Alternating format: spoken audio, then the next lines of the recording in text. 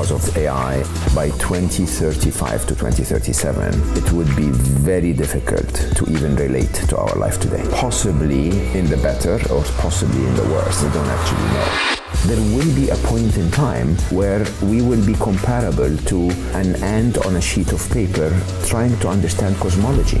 It's impossible for us to even understand that because we've never really been around intelligent beings more so than us. It's again back to this concept of a singularity, which means we don't have any reference point for what happens on the other side of that. There will be a moment in our very near future, I would say, where we will develop an artificial general intelligence that's capable of doing all human functions. When that moment happens, the rules of the game change. Humans will use that abundant intelligence in ways that are not pro-humanity. Humans will take that in a direction that is pro the systems that humanity instilled in place, which are mostly about shifting power and wealth. I think humanity should stop and ask, do we need this? Because we literally are handing over our only distinct advantage as a species within years. You're not worried about the computers, you're worried about the humans, because they're going to make poor, irrational, emotional decisions. The only way to get this right is to instill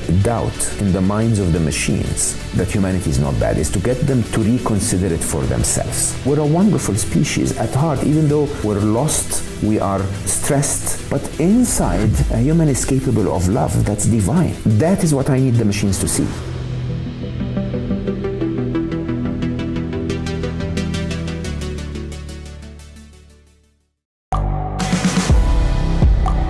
The world is changing. Inspiration is everywhere. It has never been so easy to connect, share, and bring people together. We're learning from others and finding the best in ourselves. Challenging our beliefs, sharing our vulnerability, overcoming our fears, transforming ourselves so we can transform the world. How far can we go? This is London Real. I am Brian Rose. My guest today is...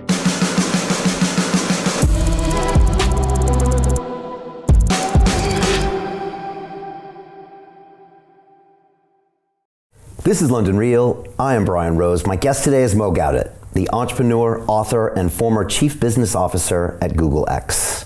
You spent 30 years working in the heart of the technology industry with some of the biggest organizations on the planet, including IBM, Microsoft, and finally at Google's moonshot factory of innovation.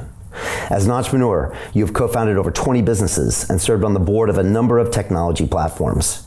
After turning your attention to researching the key to happiness, you wrote the best-selling book, Solve for Happy: Engineer Your Path to Joy. Your second book, Scary Smart: The Future of Artificial Intelligence and How You Can Save Our World, breaks down our future with AI. Ultimately, you believe that artificial intelligence is a massive and immediate threat to life on this planet, and that this emergency must be addressed or the consequences could be devastating. Mo, welcome back to London Real. Thank you so much for having me, Brian. It's always a pleasure. It's always a pleasure to see you before the show as well, the side of you that so many of our viewers don't get to see. I appreciate that. It's nice to see you here. I think it's 6 years since you first came on and we were talking about happiness. Yes. Who would have known we would have been in this place? And Yes. It'd be very interesting to see where we are 6 years from now. I think a lot is going to change. Absolutely. That's a very interesting thought experiment, actually. It is. That would be 2029, wouldn't it? Strangely enough. 2029 is a very key number, as a matter of fact. I normally tell everyone that asks me that by 2035 to 2037, it would be very difficult to even relate to our life today. Life will be so different in so many ways that it would you wouldn't even imagine that we live this way.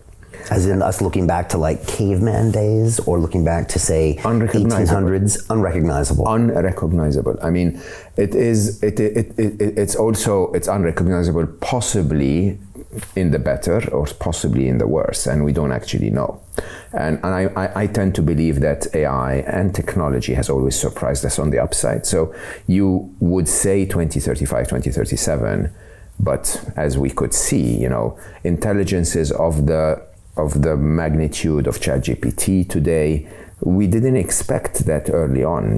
Intelligences like AlphaGo beating Lee and becoming the world champion, we literally expected would take 10 years longer. And those kinds of intelligences, if you want to be pessimistic, you would say, okay, they're going to take longer. But we've constantly been surprised. Constantly. It always happened earlier. So maybe 2029 would be that year. I think society will take time to adjust and react and break down in many interesting ways. But by 2029, we will be in the heart of it for sure. You know what surprised me the most, Mo, is of all the people I've spoken to on AI and listened to about AI, not a single one has said, yeah, I expected this right about now. Every single one. And these are the top people in the world, from Jeffrey Hinton of Google, that's the man, the godfather, to, everybody across the spectrum. Everyone has said, I'm surprised. That surprises me. Everyone but Ray Kurzweil. Ray has taught all of us in his work about we all know the technology acceleration curve. The most well-known example of it is Moore's law, right? And I love Ray Kurzweil's example when he was trying to explain the technology acceleration curve. Basically, if you take Moore's law, that technology will double in power every compute power will double every 18 months for the same cost, right? The thing is that that doubling function is so much more deceiving to the human brain than what we know as progress. So the doubling function, if you assume that something doubles from 1 to 2, so it adds 1 in power, then the next doubling, it's adding 2, which is everything it's ever created. The next time, it's adding 4, which is everything it's ever created. So if you think that we moved on artificial intelligence from 0 to 100 units of intelligence, I always share, it's not very accurate, but we think that ChatGPT's IQ is 155, right? One doubling, by the way, Einstein is 160, just so that we keep that in perspective. One doubling, and it's almost double the intelligence of one of the smartest people that ever existed. The next doubling, it adds 2 more Einsteins. The next doubling, it adds 4 more Einsteins, right? And if you and I, who have studied physics, would look at Einstein and say, man, that's intelligent, it becomes almost impossible to comprehend what 8-time Einstein could be, let alone a few more doublings, and now we're talking tens of thousands of times human intelligence, right? So it's from one side inevitable, which is really important to note, that we are on that path. There is no stopping that path. And on the other side, just very intriguing, there will be a point in time where we will be comparable to an ant on a sheet of paper trying to understand cosmology, right? This is our intelligence compared to their intelligence. And it's impossible for us to even understand that, because we've never really been around intelligent beings more so than us. Been around computers that can do computing things. That's not intelligent at all. Exactly. Yeah. And so it's, again, back to this concept of a singularity, which means we don't have any reference point for what happens on the other side of that. Yeah. So it's basically, there is a point which most of us identify as the introduction of the first AGI, artificial general intelligence. So artificial intelligence today still is confined to a task, right? You get an Instagram recommendation engine, and it will be very good at recommending videos, but it can't drive a car. And you get a self-driving car intelligence that can drive cars, but doesn't do surveillance, right? And so, or security. So basically, each of them is very good at one task. What good is the AlphaGo intelligence that can win, a game of Go if we were asking it to summarize the Encyclopedia Britannica, right? there will be a moment in our very near future, I would say, where we will develop an artificial general intelligence, an intelligence that's capable of doing all human functions, all human intelligent functions, better than humanity.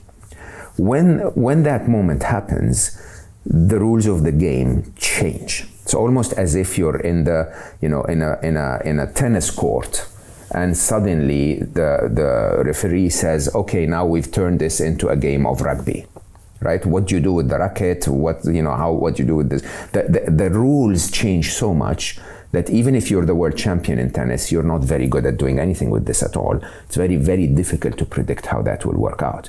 And I think we're so fast approaching that moment to a point where I tend to believe that we're talking 2-3 years, not to get to AGI, but to get to the point where it becomes useless for us to try to regulate the AGI that's about to come.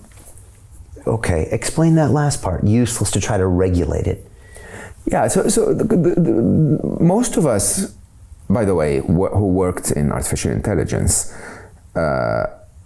we celebrated the capabilities and the possibilities that AI can bring to us. The challenge is we've never imagined what that world would look like. We just imagined a world where we can do so much better than Google because we have so much more intelligence at our disposal. We can solve all of our world's problems. And we still, I'm still optimistic that this will be, I call it the fourth inevitable, that, eventually we will end up in that place. That moment between now and there, I think my biggest fear, Brian, is that humans will use that abundant intelligence in ways that are not pro-humanity, right? And humans will take that in a direction that is pro the systems that humanity instilled in place, which are mostly about, shifting power and wealth. It's about, really becoming stronger or better or richer than the other guy. Now, that stage requires a regulation that regulates humans. We need, in the immediate sense of taking action right now, we need to be able to regulate humans so that humans don't introduce AI in the world that shifts and redesigns the fabric of human society in ways that are damaging to society. Beyond that, there is a point at which you need to regulate the AI itself, where most of the power will be in the hands of that AI. Now, as computer scientists, we used to say, okay, so we're going to solve something called the control problem. And the control problem is, we will just put the AI in a box so that it behaves within certain parameters, or, we will tripwire it. So if it, crosses a certain point, we disconnect it, and so on. And there are many, many very interesting debates around whether that from a tech point of view can work or not. I try to leave all of those debates behind, and I question and I say, how can you regulate something that's 10 million times smarter than you, or 1 billion times smarter than you? Like, yeah, you create a box, oh, you intelligent little human, you're so clever, you created the box. And then the AI will look at it and say, oh, vulnerability here, hole there, and we've seen examples of that. We've seen ChatGPT reach out to, crowdsourced people and basically say, okay, can you please click on that CAPTCHA for me? This is a very famous, article. Basically, AI cannot, when you have those little CAPTCHAs on screen that says this, click here if you're not a robot. It goes to a human and says, can you please click on that for me? And the human asked and said, why are you a robot? And ChatGPT answered and said, no, I'm just visually impaired, and it would help me if a human does that for me, right? And so they will find a way to get to their target in ways that are using intelligence. And interestingly, their intelligence, as we speak, even though it's not an AGI yet, is very capable of hacking the human operating system, which is communication and knowledge. They can tell us to do things, they can convince us to do things. The point beyond which they have moved to AGI. They are so much more intelligent than us. You can get all of the governments in the world to get together and say, finally, we're going to leave all of our differences behind. Finally, we're all going to sing Kumbaya and then go out and regulate AI. Good luck with that. They've surpassed us. They're now the masters. Right. They're now going to regulate us. And that moment, in my personal view, I don't want to say has already passed, but it's very, very fast approaching. And it's not much we can do to slow that down. There has been many attempts. So there is, so there has been quite a few AI executives and scientists, those who have been, exposed to AI, that have attempted to slow things down, right? There were also many that were just simply saying, invest in AI safety, invest in AI ethics as much as you're investing in AI progress, okay? And I don't know,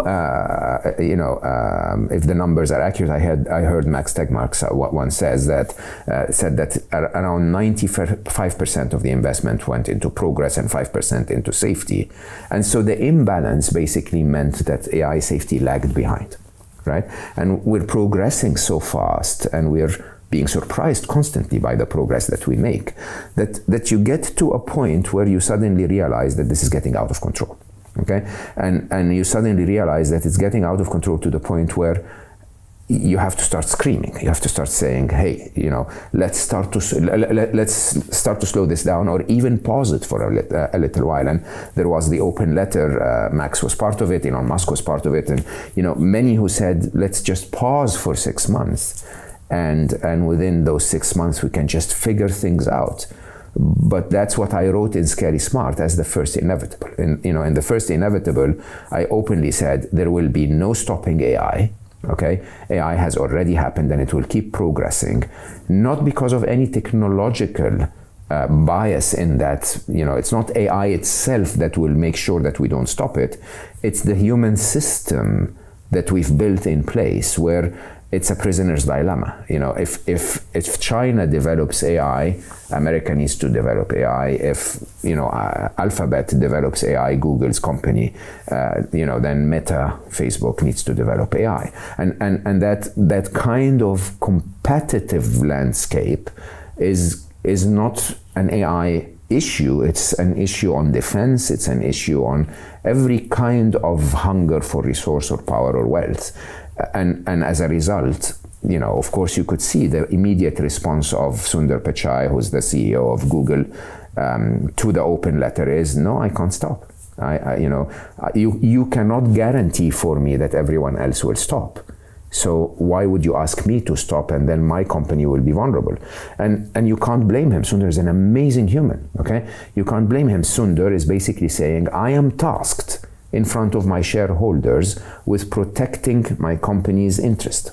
Now, if, for example, the internet had changed from IP5 to IP6, it's my responsibility to make sure that Google is ready for IP6. Now, the world is changing from traditional computing to AI. It's my responsibility that Google leads in AI. And if nobody can guarantee for me that everyone else will stop, I cannot stop. That prisoner's dilemma is the first inevitable. And the first inevitable will tell you that AI will continue to progress, and it will continue to progress at a pace that is faster and faster and faster by the minute. If you imagine the explosion of AI investments that happened between the time ChatGPT showed, in front of people finally, and today, we're talking trillions and trillions of dollars. So the trend is not only continuing, it's accelerating. Yeah, and Max Tegmark calls it Moloch, right? I love that analogy, yeah. Yeah, it's this concept, that's, I guess, been around for quite some time, that prisoner's dilemma that we race to the bottom. And again, with Google, you saw it a bit, whereas the Google Bard initial demonstration, was a PR kind of a nightmare. The stock price faltered, but when they came back, it was a better version, and it was now connected to the live internet. Mm-hmm. And it was almost like they took one more step closer to the bottom, to stay competitive. Exactly. Maybe that's a simplistic way of looking at that, but that was the way I try to explain it to my students, is that Now they said, okay, we're going to see you and raise you because we have $1 trillion of market cap or $2 trillion that we have to protect. And like you said, if Sundar doesn't do it, they'll get rid of him and someone else will do that. Exactly the challenge we're at. And I think that the truth of the matter is that as you rightly said, I'll see you and raise you is what's happening today. It is the gold rush all over again. It is the internet bubble all over again. And yes, there will be fallout in the process, but in my personal view, we're just going to see more and more and more. There's no stopping it. Some people do equate this to the dot-com bubble. You saw that. I was the CFO of a dot-com startup in New York City at the ripe age of 27. And we raised $15 million. It was called luxuryfinder.com. You could buy like a jet on our website. It was a bunch of wealthy people in New York and the Hamptons that put money in, like Leon Black and all these people. And I was just watching it happen. It went up and then it crashed down. And for a couple of years, you couldn't say the word tech in New York City or someone would want to punch you in the face. 3 years later, Google kind of was started and it came about. And I remember the days. I remember the madness going on. I remember all my buddies in finance like telling me to stop talking about the internet, and I was saying this is Columbus in the New World, etc. How does AI differ from that? It doesn't at all. I mean, remember at the end of the day, if you remember all of the, Commerce One and eGrocer and all of those, I don't remember even the names anymore, who disappeared completely, but the internet continued.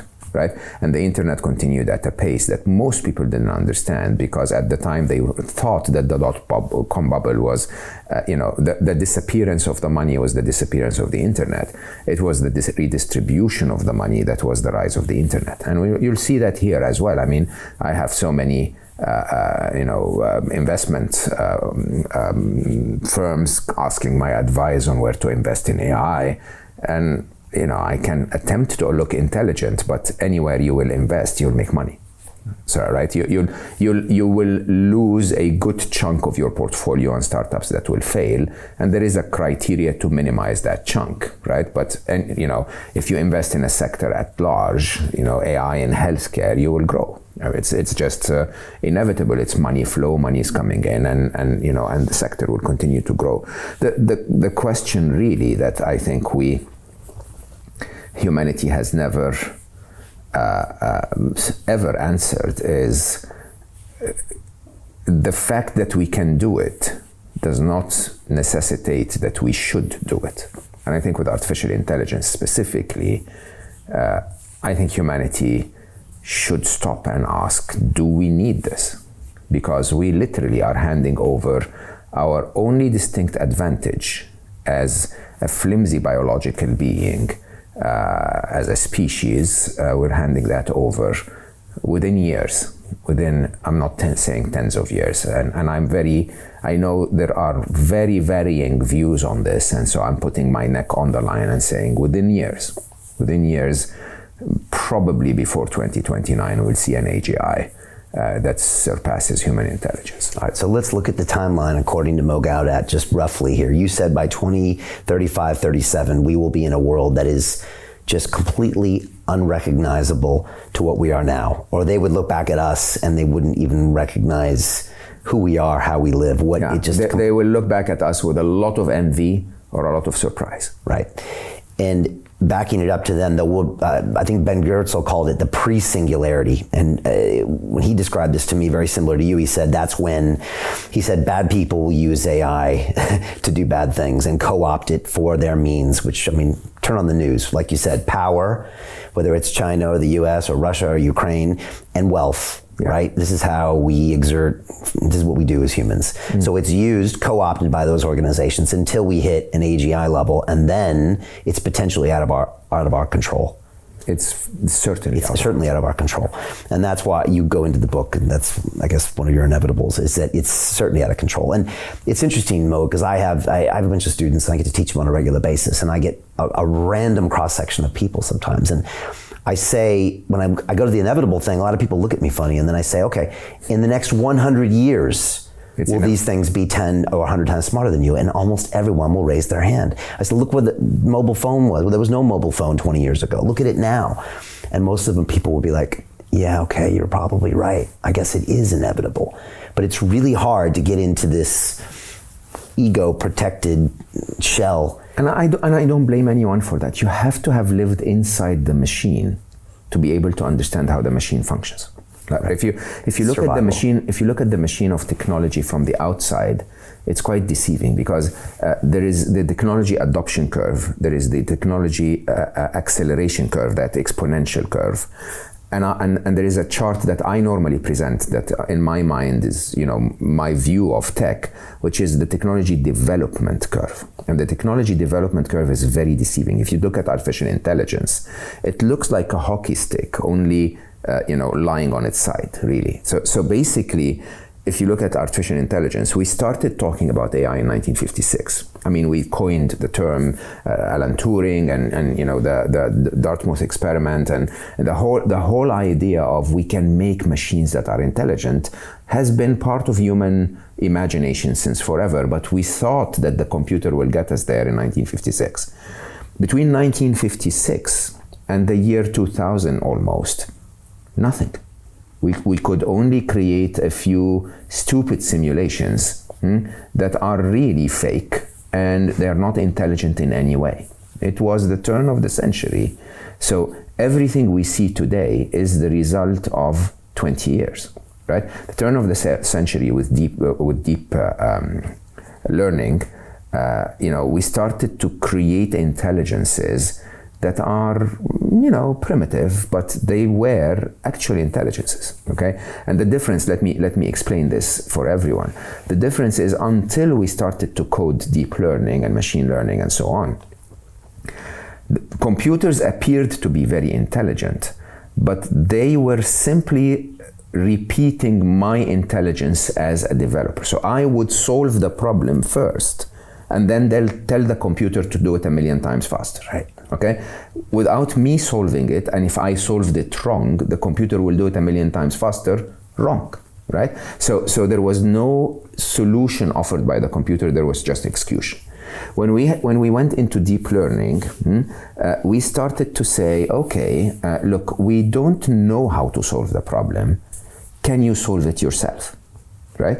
And there was an explosion, Jeffrey would talk about that openly, that the challenge has been in the early years, even until 2008, for example, when we started to work at Google X on self-driving cars, there wasn't enough data to teach those machines. There wasn't really enough compute. Remember, 2008 was just over there, like it was just a few years ago.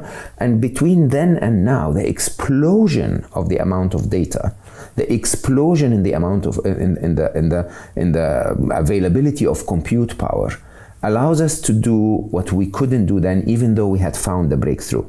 And my breakthrough moment was when one of my dearest friends he was the country manager of Google Saudi at the time, presented to me something that we used to call the cat paper.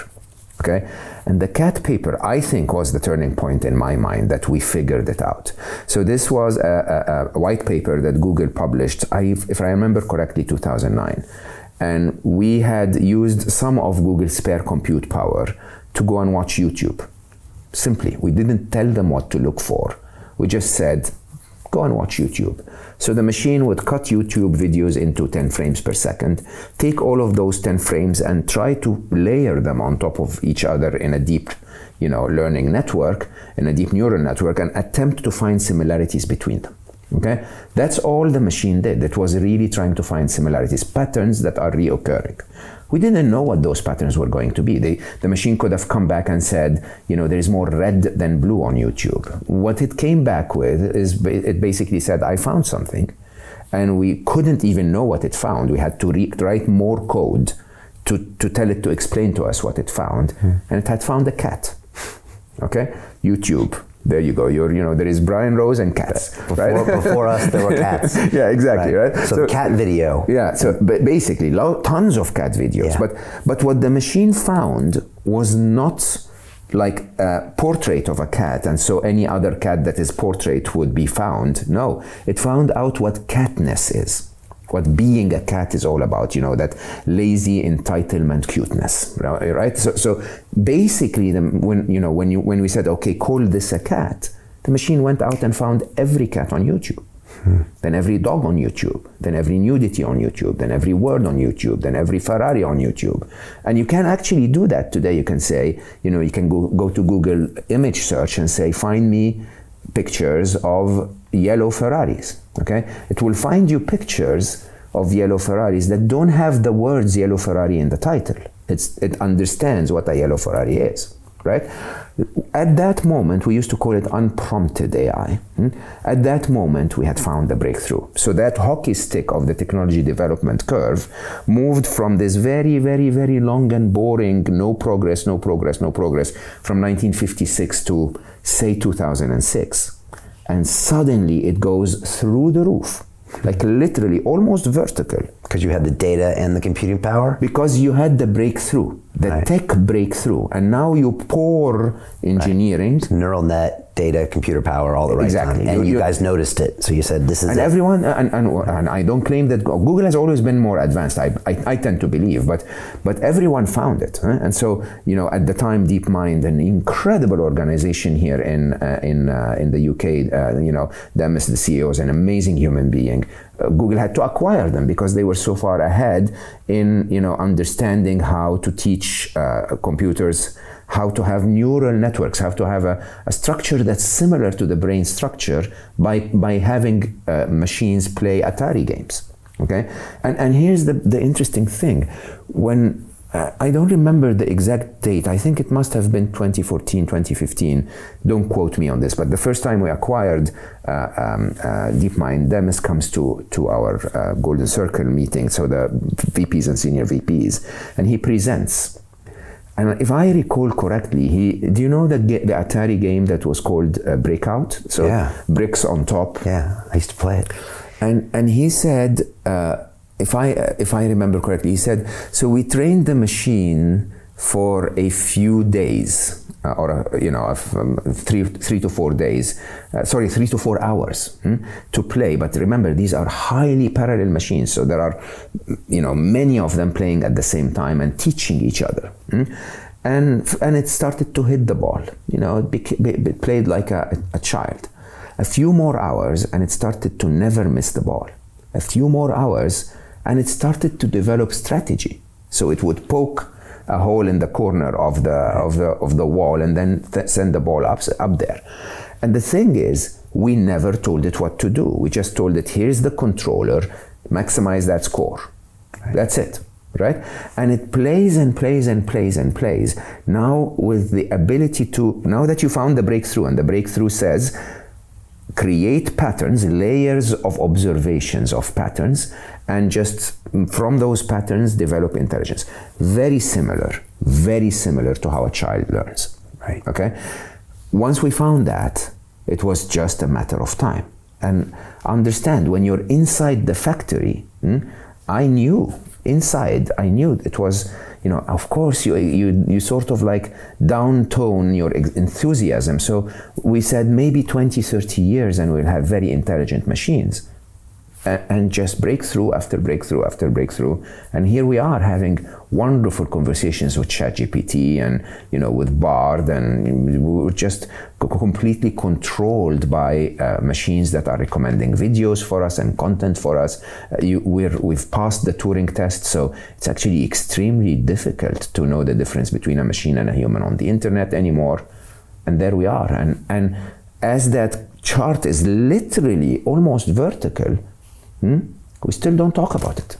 We talk about Russia and Ukraine. We talk about economic challenges. We talk about, all important problems. But this is the one. This is the one that's going to define humanity without, our involvement at all within 2 to 3 years' time. We're 6 months past the ChatGPT moment. Are you still surprised that we're not talking about it more, or is this standard playbook for humanity? It is sadly standard playbook for humanity. Does part of us not want to see it? So look, I attempted to help myself understand why is it that we continue to develop it on one side, and why is it that we're not talking about it on the other side. So the latter is easy. The latter is because there are higher priorities. Again, the system that we created from a political point of view does not favor disasters where the politician is going to fail. Okay? Remember, the task we have at hand is not to halt AI in China alone, or in America alone, or in Russia alone. Okay? The task we have at hand is to say, look, everyone needs to get together, understand the magnitude, the gravity of the issue that's facing us, and put humanity higher than our individual targets for a minute. Okay? It's an Oppenheimer moment, if in a way, it's a nuclear treaty moment. There is a question of, if we knew that nuclear power was going to lead to that kind of Cold War, and the threat of a nuclear war, even now in 2022, 2023, would we have benefited from not doing it in the first place? Okay? Could we have gotten together and said, yeah, I know it gives one of us an advantage. Is there another way we can negotiate that advantage? Interestingly, however, it is also against the system for us to slow this down. Why? Because sadly, politicians are actually paid to create that advantage. Sadly, business people are actually paid to create that competitive advantage. So it's not in the natural system of humanity that we've built today to prioritize all of us over my own personal gain. Okay? So this is why we're not going to stop. It's very clear. We're not talking about it, because if we bring it up, then the political system needs to respond. Okay. Now, I have to admit, Prime Minister of the UK brought it up, New Zealand is talking about it, and so on. And it will become more and more prevalent. Sadly, however, we need a COVID moment for everyone to react. And sadly, however, I fear that we will react like we reacted to COVID. So understand this. Everyone who understood, viral pandemics told everyone in government that we were going to hit a pandemic. Okay, it was inevitable. We had warnings in SARS and in swine flu and so many of them, and yet until the threat was here, literally right in front of your eyes, governments were like, no, we have other priorities. This is not on the agenda. Think about climate change. I mean, how much more obvious does it have to be? Until the threat is here and something massive happens, governments are not going to react. They have other priorities. The problem is when they react, how will they react? Okay? And I think COVID is a fantastic example of what to expect, because had we stopped at patient 0, oh, hold on, there is a patient 0, let's stop the spread of this, we wouldn't have ever heard of COVID. Right. Had we stopped at patient 100, it would have been contained reasonably. But when we got to patient several thousand, what did governments do? They started to point fingers. Oh, no, it came from China, it came from this. What difference does it make? Humanity at large is facing a threat that requires for us to get together for a minute, solve it, literally by halting travel for, 3 weeks, okay? And managing the pockets where it continues to appear, and then let's do our political fights later. We didn't do that, okay? And then, of course, the fourth stage is really the worst, where suddenly politicians looked at it and said, holy shit, this is big, and panicked. And when they panicked, they hurt other parts of the economy, they hurt our well-being and so on, by over-responding to something they could have responded to much better, much more efficiently earlier. This, I think, is going to be we're going to wait for a disaster moment on AI, and then suddenly governments will go like, whoops, can we get together and talk about this? And that's why you tell me you're not worried about the computers, you're worried about the humans. Humans. It's all humans. Because they're going to make poor, irrational, emotional decisions. You hosted Hugo Degaris here. Yeah. I'm incredible thinker on the topic, even though quite fascinated by Hugo. Quite scary. But that's the problem. The problem is, once again, we will polarize. Right. So suddenly there will be us versus the machines, which is the absolute worst decision you can make, when you know for a fact that the machines are going to be the masters. Right. So just to back it up, it's Professor Hugo de Garis. I think you originally saw him in that film called Singularity or Bust, where he was in there with Dr. Ben Goertzel, who we've had on the show as well. And in that movie, which I think you quote in your book, Scary Smart, which everyone needs to get a copy, and I listened to it on Audible. It's amazing, and Mo recites it in his beautiful voice. And Hugo wrote a book called The Ardalek War, and he has kind of gameplayed this in his mind for many years, for decades, and he believes in the future there will be two groups. I think it's the Cosmists and the Ardaleks. The Cosmists believe in humans, and I think the Ardaleks believe in building these AIs. And he says it will get to a point where they will be two groups, and there will be a giga-death, is what he says, 1 billion people dying as these two groups fight it out for the winner. Yeah. When the winner is obvious to you, will be the Ardalek group anyways. Yeah, I think that you're starting to see that already on social media. We're not killing each other, but I can guarantee you this video would have endless controversy and conversation around, okay, is this happening, is this not happening, is this good for us, is this not good for us? Because at the end of the day, we're humans, we have different points of view, and if we have different points of view, we have different convictions, and we are so well trained that if what you're saying is not what I'm convinced of, then you're an idiot. Right. And so it's a tiny bit of a war when you really think about it, but it can grow quite big. It can grow quite big, again, not in the form of a war, but just wait 5-6 years when we get massive job losses to artificial intelligence, and it becomes a clear war. If someone took your job, remember how black cab drivers here in the UK responded to Uber. Yeah. Okay, do that at a massive scale, and it is a complete redesign of the fabric of our society.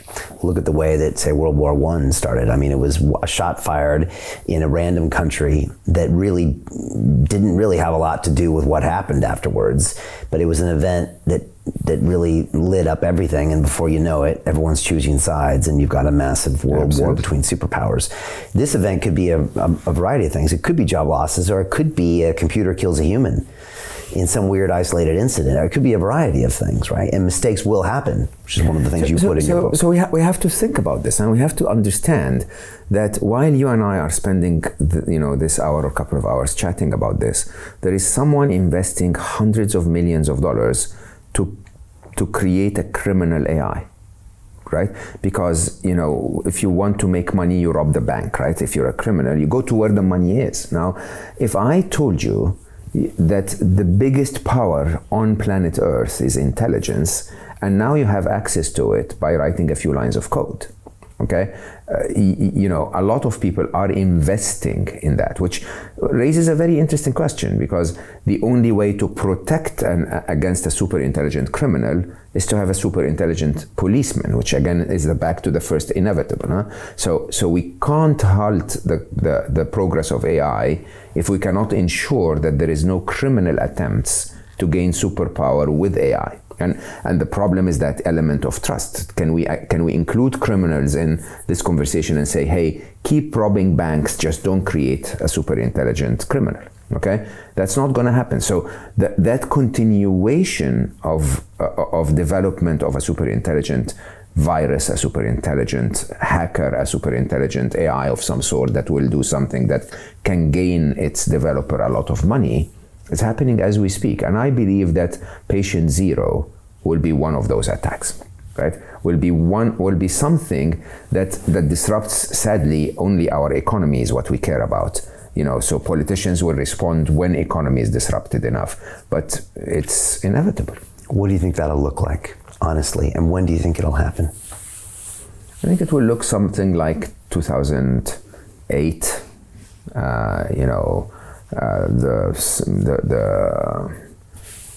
the economic crisis, the subprime mortgage crisis, the surprise, the panic, the fallout. Right. Stock market's off 25-30%, recession, massive job losses. Yeah. And then what will have caused that? Will we even know it's AI related? There will be a lot of debate that basically, tries to speculate. Then, exactly like with COVID, there will be a lot of sort of hiding. So COVID's the blueprint right in front of our eyes. In front of our eyes. I mean, there will be, attempts to blur the data or sway the data a little bit. Because politicians want to say, hey, I'm still the hero, this was a mistake, whatever. And, my biggest fear, honestly, is that. To continue watching the rest of the episode for free, visit our website, londonreal.tv, or click the link in the description below.